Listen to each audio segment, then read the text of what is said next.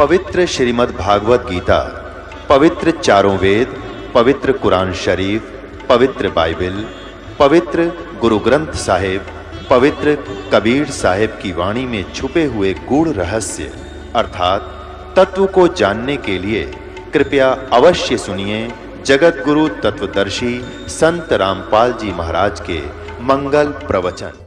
अब जो कष्ट आते हैं वो पाप के कारण आते हैं, और पाप नासी हो गया इस भक्ति से, फिर कष्ट कहां से आएंगे?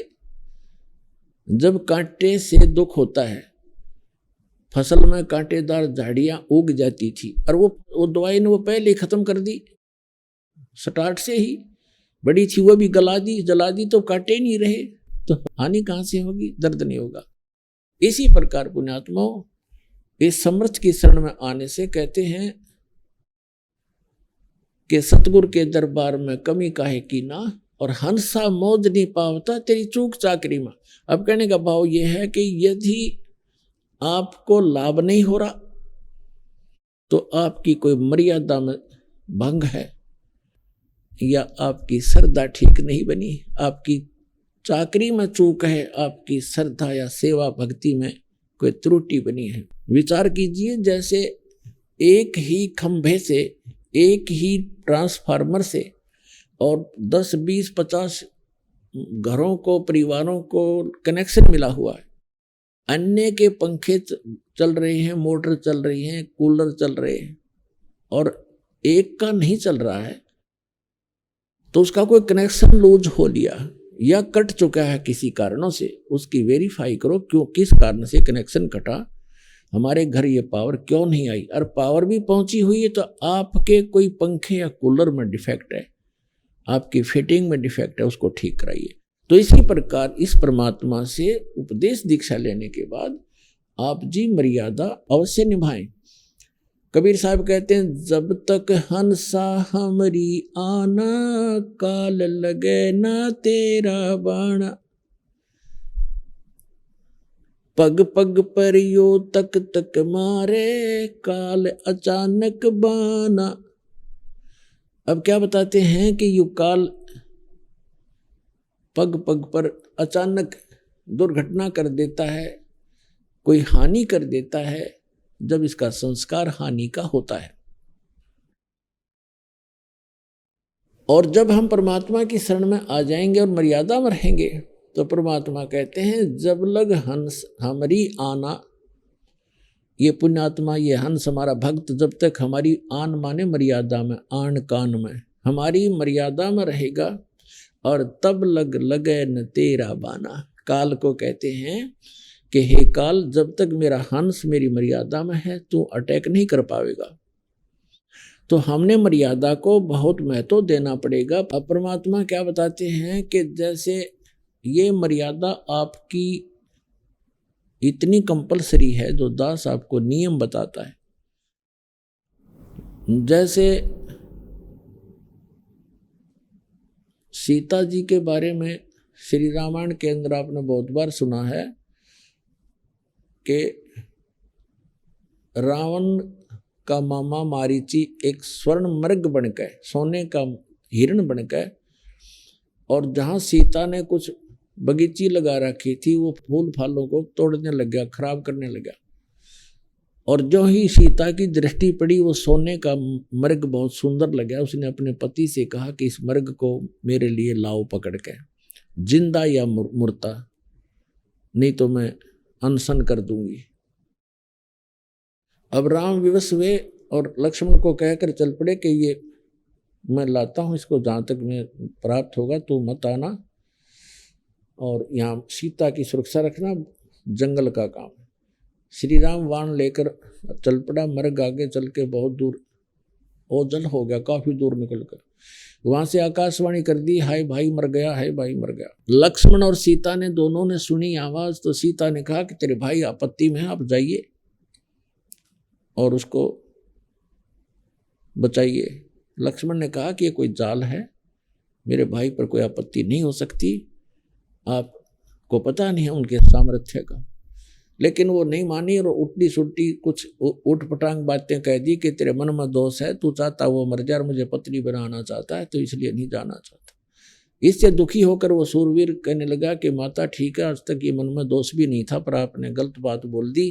पर एक काम करना, हम ये एक मंत्र बोलकर रेखा खींच कर जाता हूं, इससे बाहर मत जाना, तुझे बाहर जाएगी तो हानि हो जाएगी। वो चला गया, पीछे से रावण आ गया। वो तो इंतजार थी कि ऐसे ऐसे बनेगी, उठा के लानी थी उसको, तो उसको पता नहीं था कि रेखा ऐसी खींच रखी है। तो रावण आया साथ दो रूप बनाकर भिक्षा लेने के लिए। पहले उसने आवाज लगाई कि माई भिक्षा दो। सीता ने कहा जी यहाँ आकर ले जाओ झोंपड़ी के पास, कुटिया के पास। रावण आने लगा तो उसमें से एकदम ऐसी लपट निकली, कोई 10 कदम पीछे गया और फिर कहा कि आप यहाँ बाहर आकर के भिक्षा दो, आपने तो मुझे मरवा दिया था, ये पता नहीं कितनी भयंकर रेखा है, कैसी। तो सीता जी ने सोचा क्या फर्क पड़ा है, अभी आटा देकर वापस आ जाऊंगे, अभी भिक्षा डालकर अभी आ जाते हैं। अब वो जरा सी उससे बाहर निकली रेखा से और उसने पकड़ दी बाजू, यहां से घेर ली कमर पे, लंका में पटगी जाके। अब वो मूर्ख थे जो यूं कह गए थे इससे बाहर मत निकलना, ना तो हानि हो जाएगी। वो पागल थे। आप बिरान मट्टी करवाई, 12 वर्ष तक वहां पड़ी रही उसके अंदर, उस 9 लखे बाग में कैद बन के, और करोड़ों आदमी मरवा दिए जब जाकर पीछा छूटा। तो पुण्यात्माओं, ये मर्यादा जो परमात्मा की दो दास बताता है, इसको लक्ष्मण रेखा समझ लेना। इस लक्ष्मण रेखा के अंदर ये नहीं आ सकेगा, इससे बाहर जाओगे तो मार तुम आप खाओगे। तो परमात्मा कहते हैं जब लग हंसा हमरी आना, और काल लगे नी तेरा बाणा। मर्यादा भंग होकर के भी आप अपने हानि उठा सकते हो और आपको लाभ भी बंद हो जाएगा। उसके लिए तरीका है कि वापस आइए और अपना नाम खंडित है उसको कनेक्शन को दोबारा सुचारू करवाइए। भविष्य में बहुत सावधानी बरतिएगा। देखो जैसे कई भक्त नाम ले गए और नाम खंड हो गया, ठीक है, कोई बुरा संस्कार अभी था नहीं आपका तो हानि नहीं हुई, पता लग गया दोबारा जुड़वा लीजिए, अगर सावधान रहिए। और कई भक्त ऐसे हैं दीक्षा ले गए, नाम खंडित हो गया, उधर से कोई संस्कार ऐसा खराब आ गया, नाम खंडित हो गया। यहाँ से आप सोच रहे हो दुनिया आप व्यक्ति तो समझता है कि नाम लेकर आया था ये, इसको देखो ये हानि होगी, लेकिन उनको ये नहीं पता और स्वयं को भी नहीं पता कि ये लक्ष्मण रेखा लांघ चुका है, इसलिए इसको हानि हुई है, अन्यथा हो ही नहीं सकती, न तो भगवान का विधान फेल हो जाएगा। तो इसलिए आपने यह सावधानी बरतनी पड़ेगी। अब क्या बताते हैं परमात्मा, 100 वर्ष सतगुरु की पूजा, एक दिन आन उपासी, वो अपराधी आत्मा पड़े काल की फांसी। 100 वर्ष तो सतगुरु की पूजा, 100 वर्ष तक सतगुरु यानी गुरु जी के अनुसार साधना करता रहे, और एक दिन आन उपासना कर ली, आन शास्त्र विधि को त्याग कर जो मनमाना आचरण वो कर लिया जो पहले करते थे आप, तो कहते हैं वो अपराधी आत्मा फिर पड़े काल की फांसी। अब क्या होगा, कैसा बुरा बनेगा आपके साथ। जैसे आप जी ने दीक्षा ले ली, 1 वर्ष 2 वर्ष 4 वर्ष आपने साधना कर ली, और फिर कोई ऐसी बात आ गई, आपका नाम खंडित हो गया, लोक लाज में आके आपने नाम खंडित कर दिया और आन उपासना शुरू कर दी और ये पूजाएं छोड़ दी, तो फिर आपके साथ क्या बनेगी कि आपको फिर भी लाभ हो रहे होंगे, आप इस नाम को त्याग दोगे, साधना भी बंद कर दोगे। नाम खंडित हो गया तो साधना ये करते भी रहना, कोई लाभ नहीं होगा। जैसे कनेक्शन कट गया और बटन दबाते रहो, स्विच ऑन करते रहो, सारे पंखियों के भी, कूलर के भी, मोटर के भी, आपको भ्रम है कि लाइट चलेंगे नहीं। वो पहले तो आपने जब नाम त्याग दिया, कनेक्शन कट गया, ऑटोमेटिक है भगवान का मार्ग, इसमें किसी की सिफारिश की आवश्यकता नहीं। तो आप ये सोच रहे हो कि मैं भक्ति भी कर रहा हूँ और दूसरी भी सब शुरू कर दी और गुटी शूटी भी लानी शुरू कर दी और सब मर्यादाएं लांघ दी, तो और फिर भी हानि नहीं हो रही आपको, आपका और हौसला बुलंद होता चला जाएगा, दुर्भाग्य होगा आपका। वो कारण क्या होगा कि 2 वर्ष 4 वर्ष जो आपने विधिवत साधना करके जो पुण्य इकट्ठे कर लिए वो आपके संग्रहित हो गए, आपकी बैटरी चार्ज होगी इन्वर्टर की, और आगे चार्जर खत्म हो गया, कनेक्शन रहा नहीं, लाइट आपके पास है नहीं, चार्जर काम कर नहीं रहा, तो उस समय भी आप अपने पंखे चल रहे हैं, ट्यूब जग रही है, कूलर भी चल रहा है और आपको नो प्रॉब्लम। और जिस समय वो पिछला संग्रह किए हुए पुण्य आपके समाप्त होंगे, जो 4 वर्ष 3 वर्ष 2 वर्ष 5 वर्ष भक्ति सत करी थी इस दास के से उपदेश प्राप्त करके, तो वो आपका संग्रह पुण्य चलते रहेंगे और वो इतने भी चल सकते हैं कि आपको हो सकता है इस जीवन में भी कोई दुख ना हो, लेकिन आपका भविष्य अंधकार में होगा, बहुत भयंकर हानि होगी आपको यार। और फिर जब आपके पुण्य खत्म होंगे, वो बैटरी डिस्चार्ज होगी, डाउन हो जाएगी, उस समय देखना आपके ऊपर पहाड़ टूटेगा दुखों का ज्यों का त्यों। फिर वो कोई भी सब सुविधाएं समाप्त हो जाएंगी, क्योंकि आगे चार्जर आपका था नहीं, तो उसका भी फिर विकल्प है, फिर चार्जर लगवाना ही पड़ेगा, तभी वह बैटरी फिर संग्रह होगी, ना तो गया काम तय। ये दास बहुत पहले से कहता आ रहा है, जैसे क्योंकि पहले तो ज्ञान नहीं था और शुरुआत से सन 1994 से दास दीक्षा देना प्रारंभ कर रखी है गुरुदेव के आदेशानुसार। और ये सन 2001 के आसपास 2001 को इस दास को प्रेरणा हुई कि ये जो ज्ञान कबीर भगवान ने हमें दे रखा है सूक्ष्म वेद में, उससे तो दास पूरा परिपूर्ण था, आधारित था, उसी को लेकर आगे चल रहा था, वही गुरुदेव ने हमें बताया था। तो दास की एक तमन्ना थी, हार्दिक प्रार्थना थी भगवान से कि यदि आप वाला ज्ञान भगवान अगर हमारे हिंदू धर्म के या सभी धर्मों के सदग्रंथों में भी मिल जावे, तो आपके बच्चों तक आपका संदेशा पहुंचाने में दास को सुविधा हो जाएगी। अन्यथा ये मानेंगे नहीं, क्योंकि जब तक इनको सुख हो रहा है, जो अनुयायी बने थे 1994 से लेकर 2001 तक, वो वही बने थे जिनको सुख हो रहे थे, ऐसे ऐसे सुख हो रहे थे सोच भी नहीं सकते थे। और ये जरूरी नहीं होता कि हम जो सोचें भगवान सारी करे, क्योंकि बच्चा तो एक सर्प को भी पकड़ने की चेष्टा करता है, माँ बाप बॉडी गार्ड अंगरक्षक कोई भी गार्डियन है वो थोड़ा पकड़ने देगा, उसको उठा लेगा, उठा कर सुरक्षित ले जाएगा, कहीं ये डस ना ले। तो कुछ ऐसे हमारी डिमांड होती है जो भगवान नहीं देगा करेगा आपको, जो आपको हानि करने वाली होंगी। जैसे मान ले किसी ने कोई बिजनेस शुरू करना है और आपकी पूरी टारगेट बन गया, ये करूँगा, और भगवान आपको सहयोग नहीं दे पा रहा है, तो समझ जाना चाहिए कि इसमें आपको हानि होगी आगे चल के, और आप उसी से विमुख हो जाते हैं, मैंने ये काम किया सफल नहीं हुआ, वो सफल होने में आगे तुझे ज़्यादा हानि हो जानी थी, इसलिए ना होने दिया उसने, तो वो छोड़ जाएगा नाम को। तो कहने का भाव ये था, ऐसे बहुत से चले गए जिनको 6 सुख दिया, और एक जिसने वो चाह रहा था और भगवान नहीं चाह रहा था उसको देना, वो नहीं दिया, तो वो 6 सुख बोल के उस एक दुख को लेकर चला गया। लेकिन 1 वर्ष 2 वर्ष 4 वर्ष जो उसने भक्ति की, दान किया, सेवा की, पाठ करवाया, वो तो संग्रहित हो गए। उसके बाद वो वहां से जाने के बाद वो काम तो चले, चाहे उसका हुआ ना हुआ, पर और ठीक होते रहे।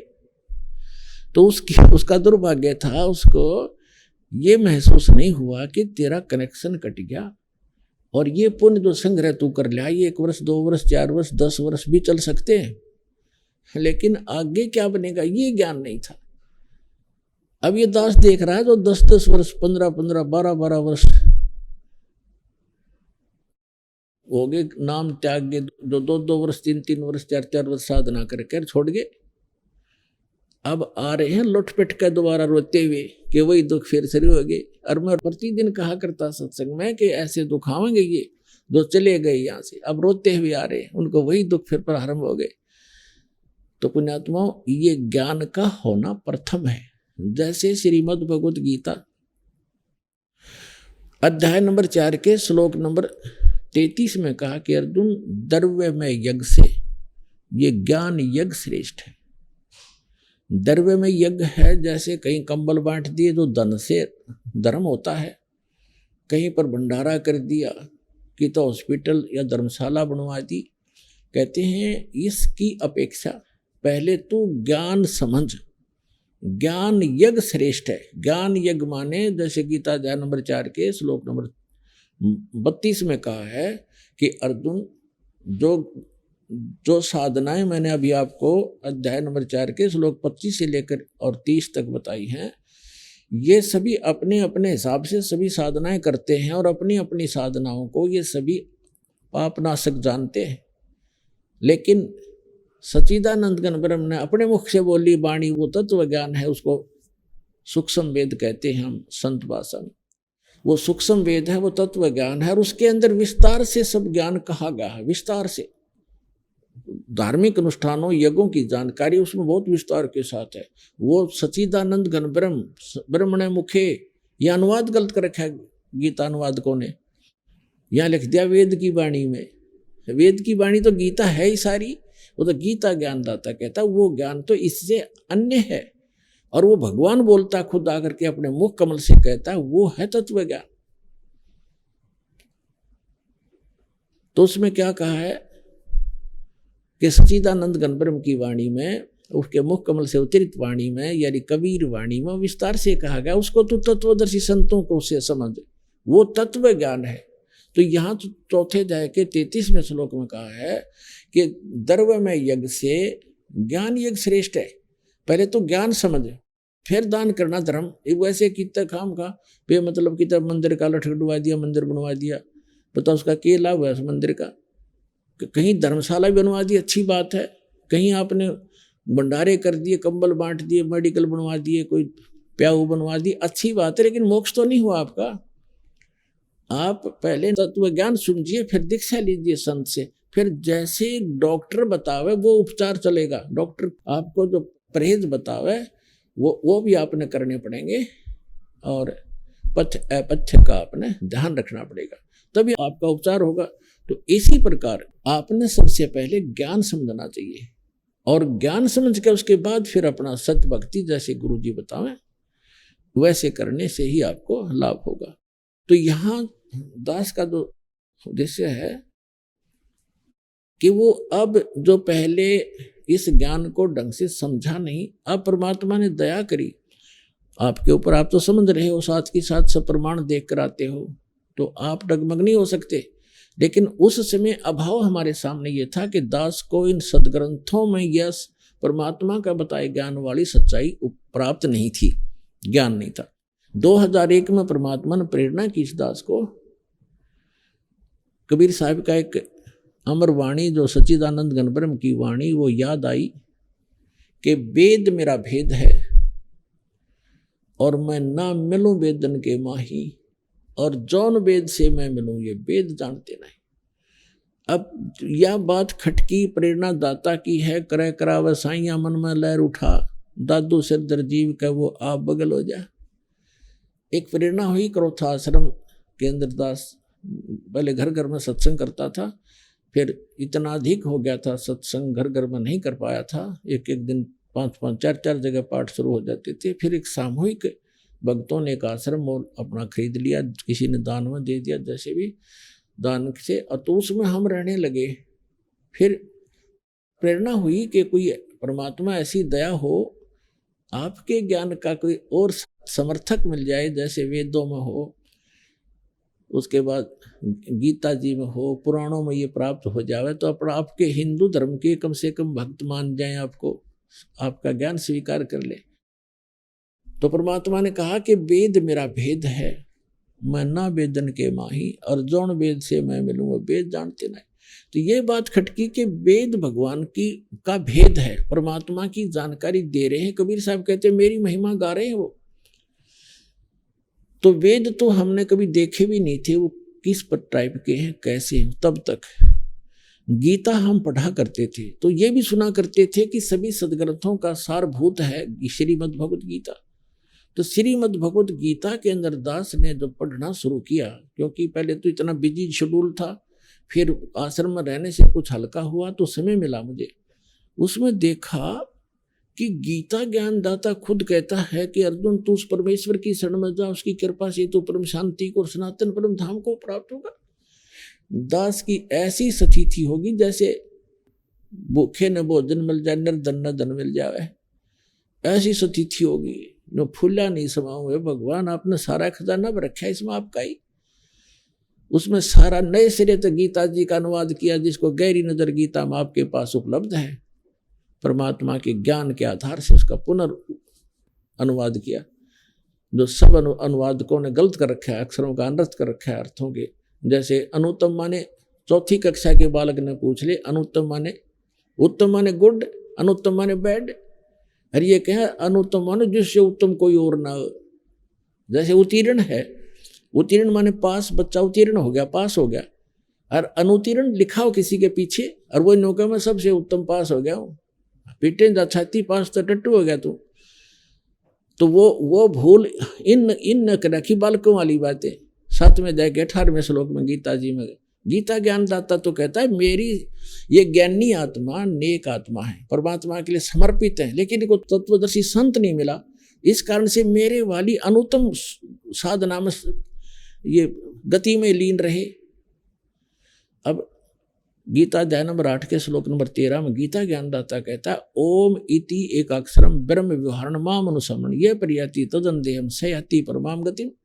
मेरे सतर का केवल एक ओम मंत्र है, ओम अक्षर, नथिंग एल्स। उच्चारण करके सिमरण करता हुआ जो अंतिम सांस शरीर छोड़कर जाता है वो इस ओम से मिलने वाली परम गति को प्राप्त होता है। ओम ब्रह्म का मंत्र है। इस सरपुरुष का गीता ज्ञानदाता जो श्री कृष्ण में प्रवेश करके बोल रहा है और ब्रह्म का साधक ब्रह्मलोक में जाता है। 8वें अध्याय के 16वें श्लोक में कहा कि अर्जुन ये ब्रह्मलोक पर्यंत ब्रह्मलोक में गए हुए प्राणी भी जन्म मृत्यु में आते हैं। 18वें अध्याय के 66वें श्लोक में कहा कि इसलिए तो अर्जुन सर्वभाव से उस परमेश्वर की शरण में जा, उसकी कृपा से तू परम शांति को और सनातन परम धाम को प्राप्त होगा।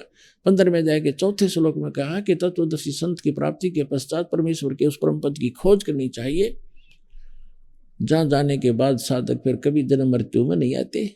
और गीता अध्याय नंबर 2 श्लोक नंबर 12, गीता अध्याय नंबर 4 श्लोक 5 और 9 में, गीता अध्याय नंबर 10 श्लोक 2 में ये स्पष्ट कहता है गीता ज्ञानदाता तुम तेरे और मेरे बहुत जन्म हो चुके तू नहीं जानता। अब जहाँ जब तक जन्म मृत्यु है जैसा कर्म वैसा ही भोगना ही पड़ेगा इसकी शरण में रहने से, तो सुख काहे को। तो यहाँ तीसरी बताया है कि टुणक जैसे ऋषि बड़े बड़े महापुरुष ये हैं तो नेकात्मा, लेकिन इनको तत्वदर्शी संत ना मिला जो पूर्ण परमात्मा की महिमा बताने वाला हो, जिस कारण से ये मेरे वाली ही गति में अनुत्तम गति में स्थिर रहे। अनुत्तम माने घटिया गति, बेकार की, क्योंकि जन्म मृत्यु मिटता नहीं। जैसा कर्म हो वो सारे भोगने पड़ेंगे, नरक भी, स्वर्ग भी, गधे भी, कुत्ते भी, सारा बनना पड़ेगा, फिर घटिया ही है। 7वें अध्याय के 19वें श्लोक में गीता ज्ञानदाता स्वयं कहता है कि बहुनाम जन्मानाम अंते ज्ञानवान माम प्रपद्यते और वासुदेव सर्वमिति सहमात्मा सुदुर्लभ। स्पष्ट कर रहा है कि किस कारण से अनुत्तम गति में रहे। 7वें अध्याय के 12 से लेकर 15 तक तो ब्रह्मा विष्णु महेश तीनों गुणों के उपासकों को रिजेक्ट किया है। उसके बाद कहा कि ये मुझे भी ना बचते और मेरी भक्ति करते हैं तो 4 प्रकार के करते हैं, आर्त, अर्थार्थी, जिज्ञासु और ज्ञानी। उन तीनों को भी रिजेक्ट करता है ये, आर्त, अर्थार्थी और जिज्ञासु को। ज्ञानी जो है वो श्रेष्ठ है और उस ज्ञानी को तत्वदर्शी संत ना मिलने से फिर कहता है मेरे वाली ही घटिया अनुत्तम गति में स्थित रहे। अब 7वें अध्याय के 19वें श्लोक में ये स्पष्ट होता है गीता ज्ञानदाता कह, पहले तो ये कह रहा है 12 से लेकर 15 में कि ये तीनों गुणों की रजगुण ब्रह्मा सतगुण विष्णु तमगुण शिव जी के द्वारा जिनका ज्ञान हरा जा चुका है, राक्षस स्वभाव को धारण किए हुए मनुष्यों में नीच दूषित कर्म करने वाले मूर्ख मेरी भक्ति भी ना करते, मेरी भक्ति नहीं करते। अपनी के विषय में कहता कि 4 प्रकार की करते और उसमें बताया दिया ज्ञानी ही मुझे पसंद है, ज्ञानी को मैं अच्छा लगता हूँ क्योंकि वो आन उपासना नहीं करते, मनुष्य जीवन का मूल उद्देश्य समझकर वो साधना करते हैं, लेकिन वो रह गए मेरे वाली अनुत्तम गति में। क्या कारण क्या था बता रहा है 7वें अध्याय के 19वें श्लोक में स्पष्ट कर रहा है कि बहुनाम जन्मानाम अन्ते ज्ञानवान माम प्रपद्यते। बहुत बहुत जन्मों के अंत के किसी जन्म में ज्ञानी आत्मा मेरी भक्ति करते हैं ब्रह्म की, अन्यथा वो और पूजाओं पर लगे रहते हैं, नीचे के देवताओं की या अन्य क्रियाओं पर करते रहते हैं। बहुनाम जन्मानाम अंते, बहुत के जन्मों के अंत के जन्म में कोई मेरी भक्ति करता है, ज्ञानी मेरी भक्ति करता है। लेकिन वासुदेव सर्वमिति, वासुदेव ही सब कुछ है, ये बताने वाला स महात्मा सुदुर्लभ है। वो संत तो बड़ी मुश्किल से मिलेगा कि वासुदेव ही सब कुछ है। वासुदेव का अर्थ होता है सबका मालिक, जिसकी सत्ता सब ब्रह्मांडों के ऊपर हो, वो वासुदेव है। श्री कृष्ण वासुदेव नहीं थे। श्री कृष्ण जी तो वासुदेव के बेटे थे, पुत्र थे। और वासुदेव उसके पिता का नाम वेदों से ही रखा गया था, क्योंकि जैसे हम चांद रखते अपने बच्चे का नाम, किसी का सूरज रख लेते हैं, तो वो चांद और सूरज थोड़े ही ये। तो इसी प्रकार वो वासुदेव नाम था, वासुदेव का पुत्र था श्री कृष्ण। श्री कृष्ण वासुदेव नहीं था, वो तो श्री विष्णु जी था। श्री विष्णु जी थे, और विष्णु जी केवल एक ब्रह्मांड में 3 लोक पर, पृथ्वी लोक, पाताल लोक और स्वर्ग लोक पर केवल एक विभाग का प्रभु है, स्वामी है, मालिक है। ये वासुदेव नहीं है। और इसका जो ब्रह्म है, ब्रह्मा विष्णु महेश का पिता सरपुरुष जो गीता ज्ञान दे रहा है श्री कृष्ण में प्रवेश करके, ये केवल 21 ब्रह्मांड का प्रभु है, स्वामी है। गीता अध्याय नंबर 15 के श्लोक नंबर 16 में ये 2 पुरुष बताए। सरपुरुष ये 21 ब्रह्मांड का पुरुष स्वामी है, और 7 संग ब्रह्मांड का अक्षर पुरुष है, वो भी वासुदेव नहीं है। केवल इतना ही स्वामी है, इतना ही व्यापक है, इतना ही वो वासुदेव है। और 15वें अध्याय के 17वें श्लोक में कहा कि उत्तम पुरुष तु अन्य परमात्मा इति उदाहरते, यह लोकतरम अवश्य विवर्ती अवैश्वर। वो 3रे नंबर का जो परम अक्षर ब्रह्म 8वें अध्याय के 3रे श्लोक में जिसके विषय में कहा है, वो परम अक्षर ब्रह्म है, वो है वास्तव में वासुदेव। और वही गीता ज्ञानदाता कहता है कि अर्जुन तू सर्वभाव से 18वें अध्याय के 62वें श्लोक में सर्वभाव से उस परमेश्वर की शरण में जा, उसकी कृपा से तो परम शांति को, सनातन परम धाम को प्राप्त होगा। तो कहते हैं कि ये बताने वाला संत कि वासुदेव सर्वमिति, कि वो सर्वशक्तिमान परमात्मा ही सब कुछ है, वो ही सबका पापनाशक है, वो ही सबको मोक्ष देने वाला है, वो सबकी उत्पत्ति करने वाला है, और केवल वही उपास्य है। उसको इष्ट रूप में उपासना उसी की करनी चाहिए। तो ये बताने वाला संत तो बड़ी मुश्किल से मिलेगा। तो इन्होंने बैठा रखा था सारा। अच्छा, गीता अध्याय नंबर 18 के श्लोक नंबर 62 में स्पष्ट किया कि तू सर्वभाव से उस परमेश्वर की शरण में जा। और ये अज्ञानी अनाड़ी हमारे गुरु धर्मगुरु कहते हैं ना, अपने विषय में कह रहा आजा, है कोई बात ही। फिर जान का की अर्थ कहता जो आजा बैठी हो तू सुखी शरण में, वो खुद पहले ही था। गीता अध्याय नंबर 2 के श्लोक नंबर 7 में अर्जुन पहले ही कह रहा कि मैं आपकी शरण हूं, और मेरी बुद्धि अब काम करना बंद करेगी, मेरी अकल काम नहीं करती। जो हमारे हित में हो आप हमें बताओ, आप हमारे गुरु हो, हम आपके शिष्य। अर्जुन कह रहा मैं तो आपकी शरण पहले ही हूं। तो यह 18वें अध्याय के 66वें श्लोक में ये विचलित हो गए। उसका मूल संस्कृत मूल पाठ ऐसे है कि सर्वधर्मान प्रीतजमाम एकम शरणम वर्ज अहम तवा सर्व पापे भो मोक्षामि मा सच। अब गीता ज्ञानदाता कहता है कि मेरे सतर की जो साधना तू कर रहा है, 17वें अध्याय के 23वें श्लोक में 3 पुरुषों की भक्ति है, सरपुरुष, अक्षर पुरुष और परम अक्षर पुरुष की। ओम तत्सत इति निर्देश ब्रह्मणा त्रिविध समर्थ है। ब्राह्मणा तेन वेदा च यज्ञा विहता पुरा। ओम तत्सत, ओम इस सरपुरुष का ब्रह्म का है, और तत् ये सांकेतिक है, सत भी सांकेतिक है। ये तत् है अक्षर पुरुष का मंत्र है, और सत भी सांकेतिक है, जिसको सार नाम कहते हैं। ये परम अक्षर पुरुष का उस पूर्ण परमात्मा का मंत्र है। तो यहाँ इसने बताया 18वें अध्याय के 66वें श्लोक में कि जो तू सही संत तुझे मिलेगा तत्वदर्शी, वो 3 मंत्र की उपासना देगा। उसमें जो मेरे सतर की भक्ति है ओम नाम की, वो मुझे त्याग दे। अब हम क्या करते रहे, पहले ओम नाम के जाप को ब्रह्म लोक में खत्म कर देते, इसकी कमाई को, इसकी भक्ति को, और अपना वहाँ पुण्य समाप्त करके 84 लाख योनियों में गिर जाते थे, अपना धन नाश करके हम निर्धन हो जाते थे। तो अब ये कहता है यदि तुम उसकी शरण में जाना है तो मेरे सतर की ओम नाम की पूजा मुझे छोड़ देना, ये विधान है। फिर कहा है कि सर्व धर्मान परित्यज्य, मेरे सतर के जो धार्मिक क्रियाएं तूने की है, क्योंकि यज्ञ हवन जो हम धर्म करते हैं और ओम नाम का जाप, ये हम यही छोड़ेंगे, इसको देंगे और अपना संसारिक लाभ हमें यहाँ मिलता रहेगा। फिर जो तत् और सत मंत्र के जो कमाई है ये आगे लेकर चलेगी आपको। तो तत् है जो अक्षर पुरुष का, इसके 7 संग ब्रह्मांडों से हमने गुजरना है, वहाँ इसका टैक्स देना है, इसकी कमाई वहाँ दे देंगे। और तीसरा जो सारनाम है सत, जिसको गीता में श्लोक 17 के 23 में कहा है, वो सत, ओम तत्सत, जो सत है वो है सारनाम, वो है परम अक्षर ब्रह्म का, उस सत्य पुरुष का, वो लेकर हमें सतलोक में प्रवेश कराएगा बर्मा द्वार खोल के। अब जैसे सर्व धर्मान परित्यज्य माम एकम शरणम व्रज, इसने कहा कि मेरे सतर के जितने धार्मिक अनुष्ठान तूने किए हैं तत्वदर्शी संत की प्राप्ति के उपरांत, तो वो मुझे छोड़, मेरे को दे दे। और एकम शरणम व्रज, एकम मानो जिसके बराबर दूसरा ना हो, अद्वितीय सचिदानंद घन ब्रह्म की शरण में जा, तब मैं तुझे सब पापों से मुक्त कर दूंगा। हम पाप कर्मों से बंधे रहते हैं यहाँ पर, जैसे हमने इसका ऋण ले रखा था, ये नहीं देंगे तो नहीं जाने देगा, तो ऋण दे देंगे, हम चले जाएंगे, छोड़ देंगे। तो इसका अर्थ ये बनता है व्रज माने जाना होता है, इन सब नाड़ियों ने आना किया हुआ है। तो ये बैठा इन्होंने अज्ञान बना दिया, इस निर्मल ज्ञान गीता जी का अज्ञान बना के धर दिया अपने अनुवाद में। अब जो प्रसंग चल रहा है कि फिर दास ने गीता जी को अनुवाद किया, फिर सोचा कि वेदों को भी देखूं। वेद भी अनुवादित थे, जिसमें महर्षि दयानंद और उसके चेलों ने फिर ये किए,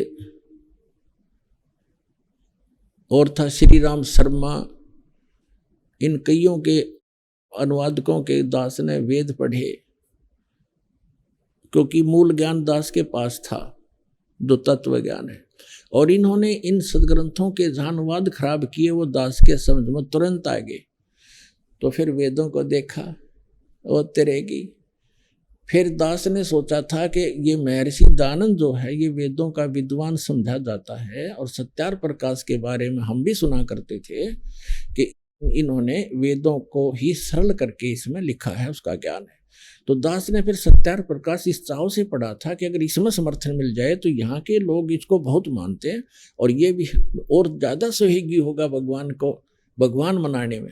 अब सत्यार प्रकाश जब देखा और वेदों से मेल करा, एक भी कितना भी सच्चाई आसपास नहीं पाई, तो इसलिए दास ने कहना शुरू किया ये सत्यार प्रकाश में कोई भी सत्य नहीं है, ये बिल्कुल झूठा है। और देखो कोई दास का उद्देश्य नहीं, सबको ये समझाना चाहता हूँ कि आप दिशा गलत जा रहे हो, आप इसको त्याग दो और वापस आ जाओ। बुद्धिमान थे वो तो आ ही गए, लेकिन जिनकी रोजी रोटी बंद हो गई थी आचार्यों की, जो उनसे चंदा लेकर खा रहे थे, इसको बेच रहे थे, रोजी रोटी निर्वाह कर रहे थे, उन्होंने भ्रमित करना शुरू कर दिया, झूठ बोलने शुरू कर दिए। चाहा था कि रामपाल बिल्कुल इतना बदनाम कर दें, इसका नाम से भी नफरत हो जाए लोगों का। लेकिन ये भगवान का मार्ग है, परमात्मा का चलाया हुआ है। 600 वर्ष पहले परमात्मा आए थे, उनके साथ भी ऐसे जुल्म किए थे इन हमारे धर्म गुरुओं ने, लेकिन तब भी उसका कुछ नहीं बिगाड़ पाए। लेकिन इतनी कमी रहेगी कि उसमें शिक्षित नहीं थे हम शिक्षित ना थे, इसलिए भगवान यही ज्ञान सुनाया करते जो दास आपको आज सुना रहा है। लेकिन आज दास को उन सदग्रंथों का सहयोग मिला जिससे आपको खींचने में आसानी हुई। अन्यथा आपको जो दास बता रहा था कि 6 सुख होने के बाद एक ही सुख नहीं हुआ जिसको वो चाह रहा था, और जो भगवान उसे देना नहीं चाह रहा था उससे ही भाग गया। अब आप के बारे में परमात्मा ने कहा कि ज्ञान संपूर्ण हुआ नहीं और हृदय नहीं सदावे, और देखा देखी भक्ति का रंग नहीं ठहरावे। अब ज्ञान संपूर्ण दिया है परमात्मा ने, आपको ऐसा ज्ञान कर दिया आप यहाँ से हिल नहीं सकते। अब क्या कहते हैं, आपकी ऐसी स्थिति हो जाएगी, बंदी छोड़ दयाल जी तुम तक हमारी दौड़े, जैसे काग जहाज का अब सूजत और न ठोरे। समुद्र के अंदर काग बैठ कर चले जाते हैं जहाज के ऊपर, सैकड़ों 200 किलोमीटर जाने के बाद जहाज के चालक पहले समय में ये निरीक्षण किया करते थे कि कहीं तुम्हारा दिशा सूचक डिस्टर्ब तो नहीं हो गया किसी चुंबकीय चट्टान के कारण। उसको उनका एक तरीका था, कौवे के अंदर एक ऐसी विद्या दी है भगवान ने कि वो शाम के समय बैठ जाता था जहाज पे, क्योंकि खाना खाने के लिए अतिथि बैठ जाते थे, टुकड़ा डाल देते थे, तो वो इस लालच में चला जाता, रात को हो जाती। तो सुबह जब होता तो चालक, समुद्री जहाज के चालक अपना दिशा सूचक की जांच ऐसे करते थे, उस कौवे को विवश कर देते थे पत्थर मार मार के उड़ने के, तो वो उड़कर उसी दिशा में चलता था जिस दिशा से वो आए थे। पूर्व से आए थे तो पूर्व को ही चलेगा वो, सीधा स्ट्रेट, तो उससे वो अपनी दिशा ठीक कर लेते थे। फिर वो कौवा थोड़ी बहुत दूर जाता था, आधा किलोमीटर मुश्किल से, फिर कहीं बैठने का स्थान नहीं उसको दिखाई देता था, वापस आकर उस जहाज पर ही शरण लेता था, नहीं तो कहीं और बैठे तो डूब कर मर जावे। तो पुण्यात्माओं, ऐसा ज्ञान करा देगा ये दास आपको, सब प्रमाणित करके सदग्रंथों से। आप उस जहाज के काग की तरफ, कौवे की तरह, आपको पृथ्वी पर कोई ठिकाना दिखाई नहीं देगा सतलोक आश्रम बरवाला के सिवाय, तो आपका जीवन बचावे, आपका मोक्ष करावे। तो पुण्यात्माओं, ये आज जो सत्संग प्रारंभ हुआ है परमात्मा के प्रगट दिवस के उपलक्ष्य में, तो आज आपको केवल सतयुग में परमात्मा आए, ये चारों युगों में आते हैं। हमारे सदग्रंथ बताते हैं कि भगवान ऐसी लीला करता है, चारों युग में संत पुकारे, कूक को हम हेल रे, हीरे माणिक मोती बरसे, ये जग चुगता ढेल रे। सतयुग में सत सुकृत कह टेरा, त्रेता नाम मुनींदर मेरा, द्वापर में करुणा में कहाया, कलयुग नाम कबीर धराया। बोलो सतगुरुदेव।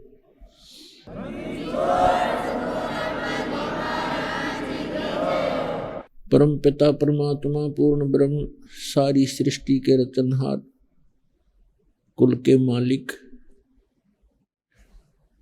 बंदी छोड़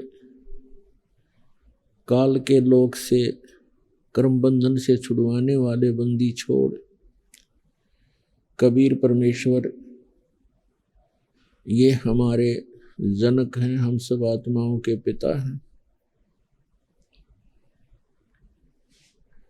और आप जी हम सभी यहाँ पर इस काल के लोक में कर्मों के बंधन से बंध गए।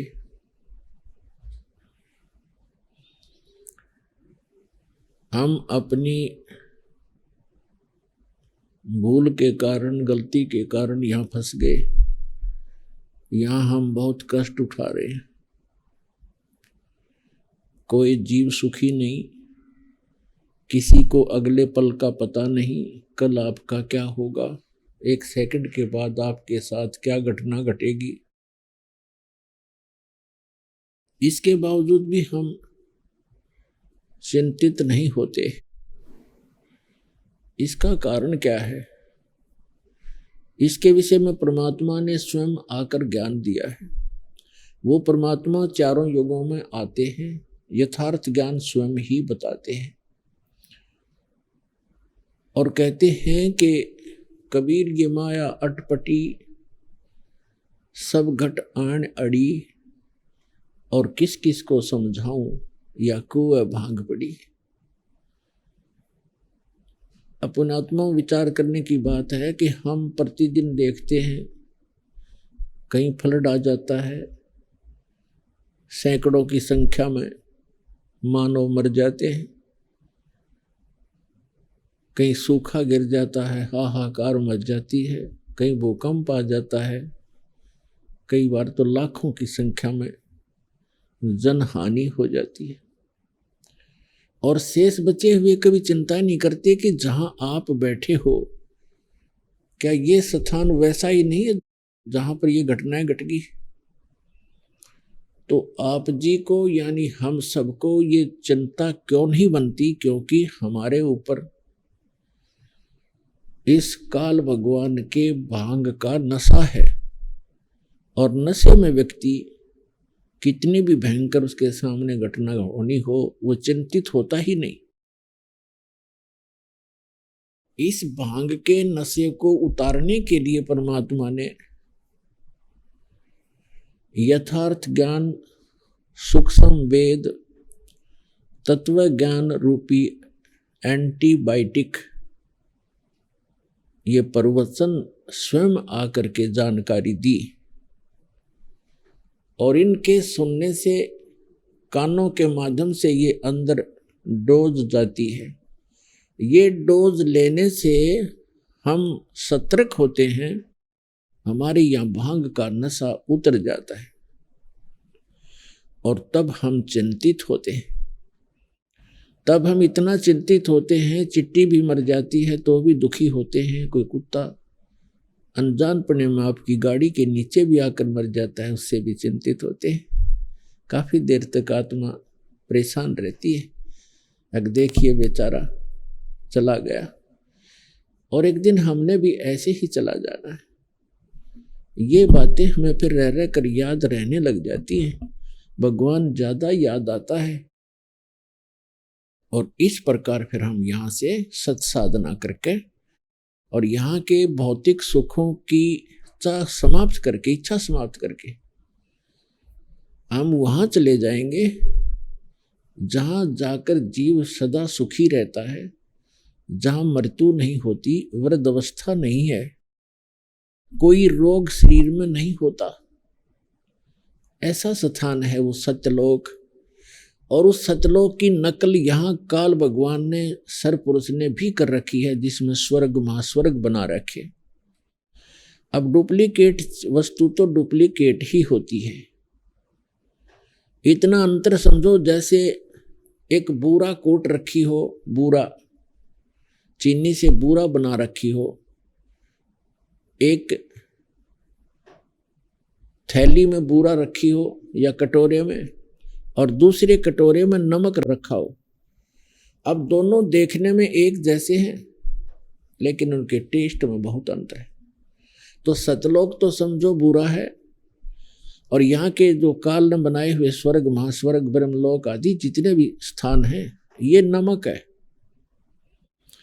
और नमक की बोरी के अंदर, नमक के थैले में कोई चींटी चढ़ जाती है या कीड़ा होता है, वो उस नमक के टेस्ट से ही परिचित होता है, उसी के स्वाद से परिचित है। और उसको कोई ये कहता है कि ये बुरा है तो बुरा ही मान लेता है, क्योंकि जहां भी वो जाता है उसको वही टेस्ट मिलता है।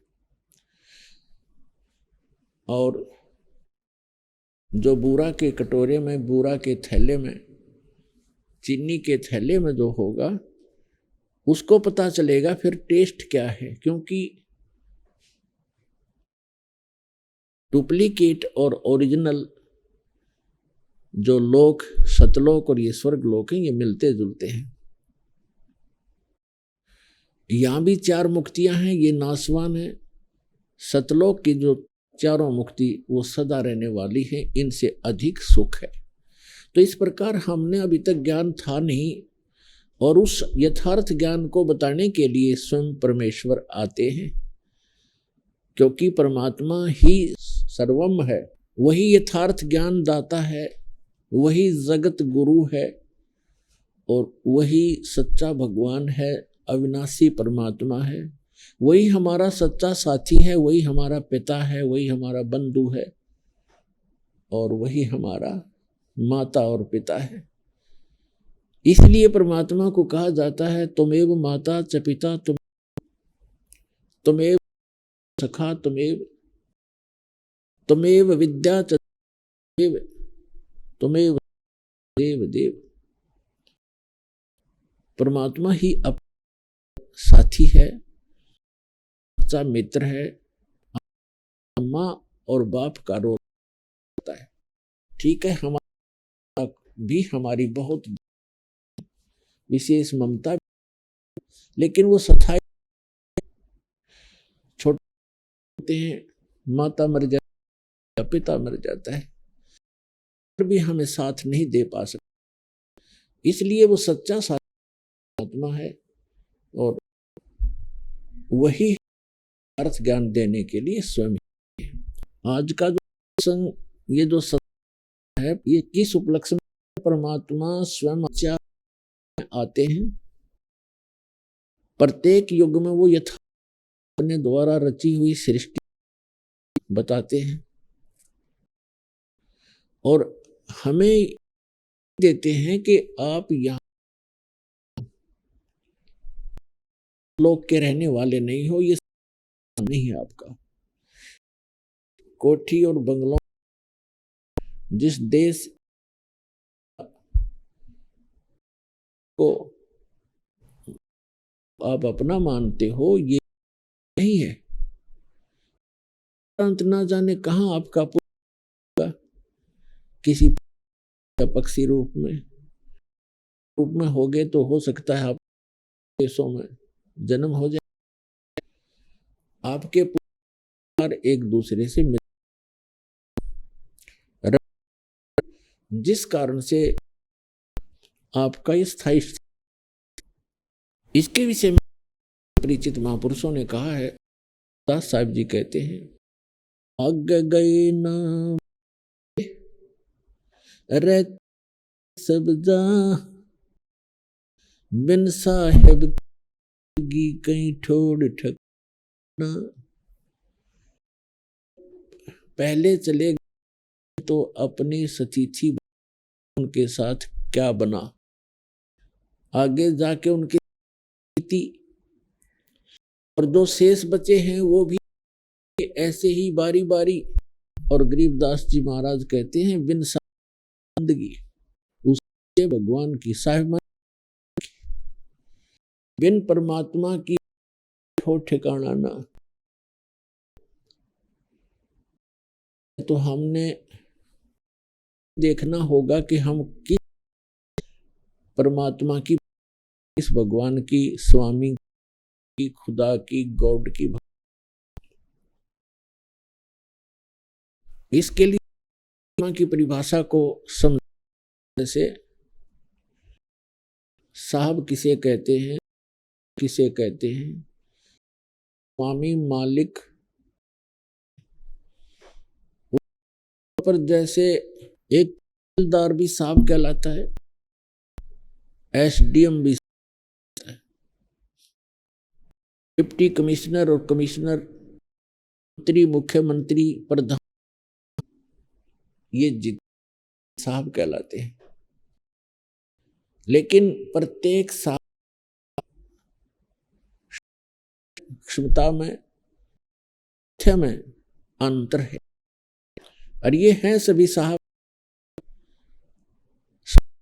मालिक हैं। हर एक तहसील का है, राम है, साहब है, एसडीएम एक डिवीजन का, अक्षेत्र का है उसका, और डिप्टी कमिश्नर एक साहब है, कंट्रोलर, कमिश्नर डिस्ट्रिक्ट्स के ऊपर होता है, और मंत्री एक स्टेट राज्य का एक विभाग है, स्वामी साहब। और मुख्य उन सभी मंत्री साहब होता है, वो केवल एक राज्य, एक टुकड़े का होता है। और पर बहुत से मुख्यमंत्री होते हैं। इसी व्यवस्था भगवान की भी आपने चाहिए। ऐसे जैसे अन्य भी देव हैं, जैसे वरुण देव है जल का देवता, जैसे कोई सिंचाई मंत्री, इरिगेशन मिनिस्टर, तो वो सिंचाई मंत्री एक महकमे का मंत्री भी मंत्री, नहर मंत्री नहीं, मंत्री है। अगर सभी सिंचाई स्रोत का कंट्रोलर होता है। इसी प्रकार जैसे बिजली होता है, बिजली मंत्री, तो वो बिजली नहीं होता, वो मनुष्य होता। ऐसे ही हमारे जैसे देवता है कुबेर, ये वित्त मंत्री है। और जंगल के देव भी फॉरेस्ट हैं उसके अंतर्गत आते। ऐसे ही पृथ्वी हैं जैसे ऊपर के लोकों में हैं, इनका भी, इनकी देवी पृथ्वी देवी है, वो मिट्टी नहीं है, एक देवी है नर आकार की। ऐसे ही सूर्य देव है, का गोला ये देव नहीं,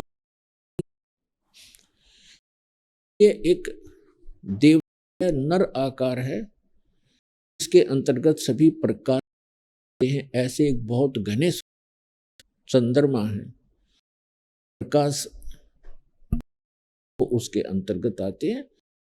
इसे इस सूर्य को हम इसी अपना केंद्र कर लेते, ये भगवान है, देवता है।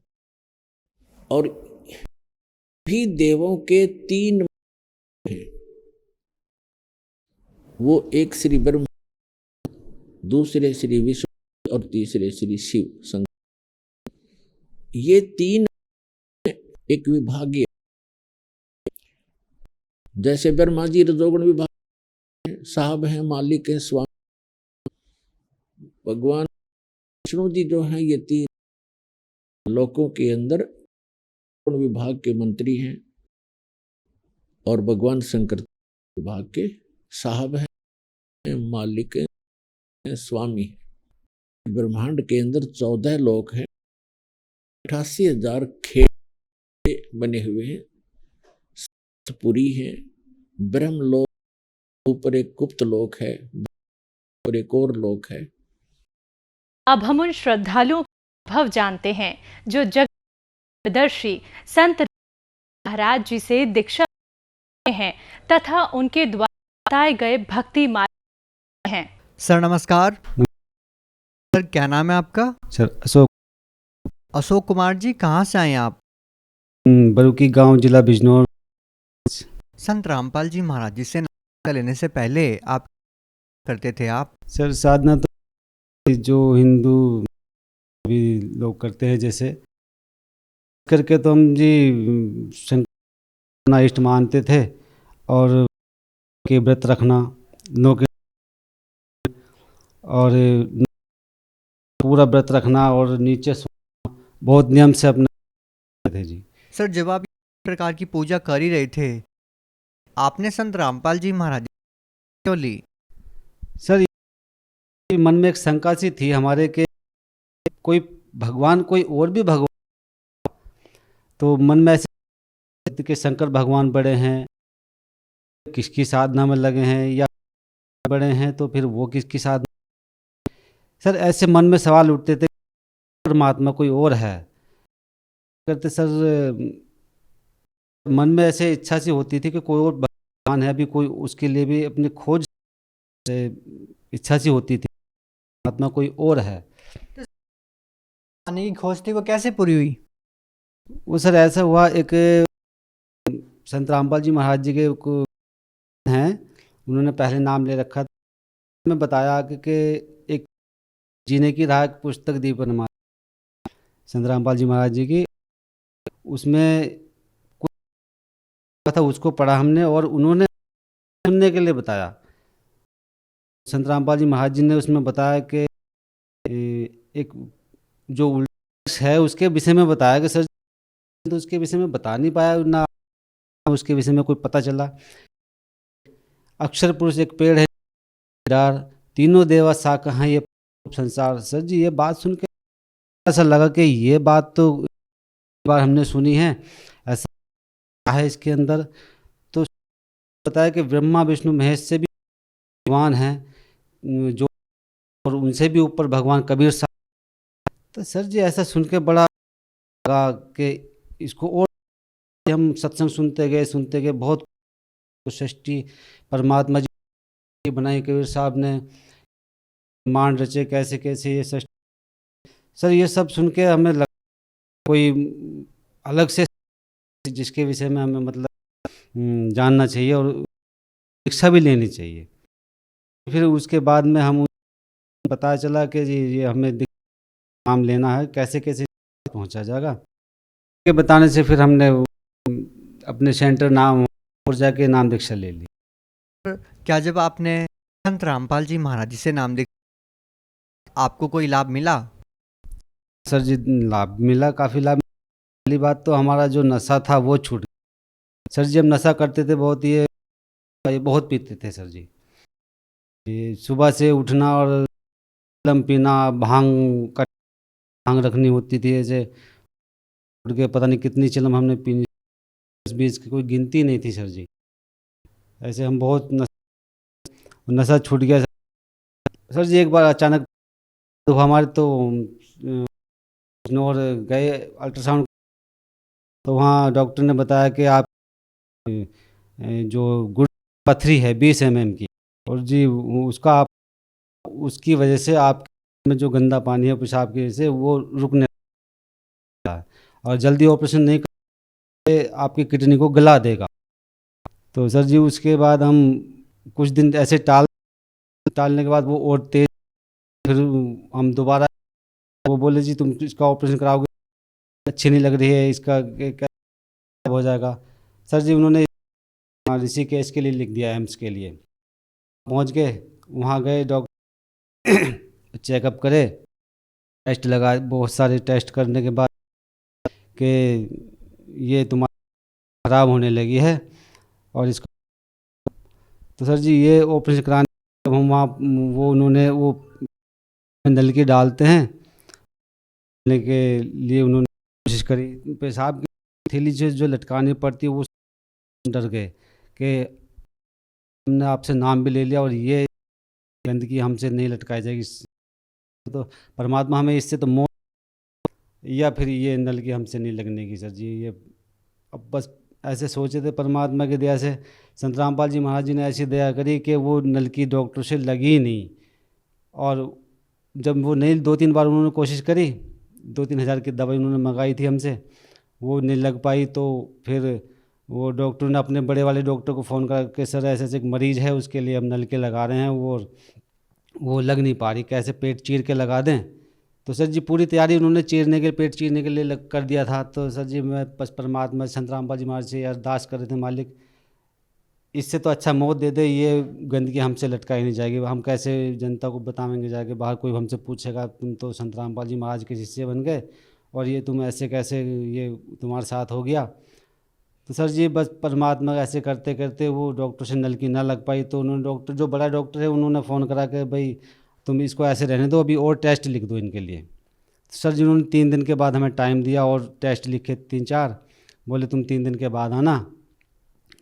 सर जी हम 3 दिन के बाद जब गए, तो जिन डॉक्टरों ने सर हमें वो टेस्ट लिखे थे, हम उनको 3 दिन के बाद जाके जब वो टेस्ट कराने के बाद पहुँचे, तो सर जी वो डॉक्टर कहने लगा ये टेस्ट तो हमने लिखे ही नहीं।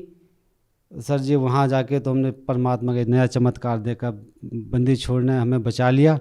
सर आप भगत समाज को क्या संदेश देना चाहते हैं?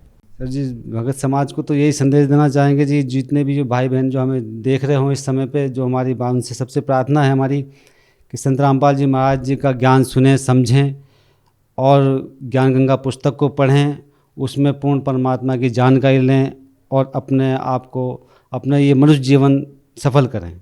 जी बहुत बहुत धन्यवाद। सत साहिब जी।